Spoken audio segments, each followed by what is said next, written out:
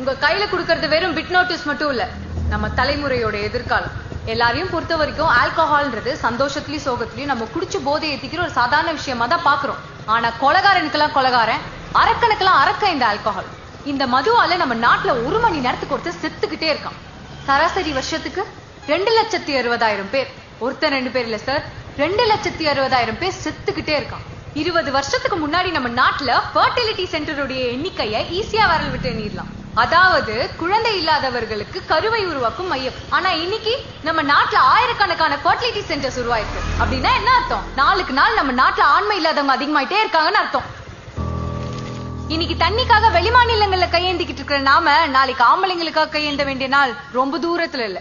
எண்ணி 20 வருஷத்துல இது சாதாரணமா நடந்துரும். காரணம், அப்பெல்லாம் ஊர்ல இருந்து 10 கிலோமீட்டருக்கு வெளியே ஒரு சாராய கடை இருந்துச்சு. இன்னைக்கு கிலோமீட்டருக்கு 10 சாராய கடை.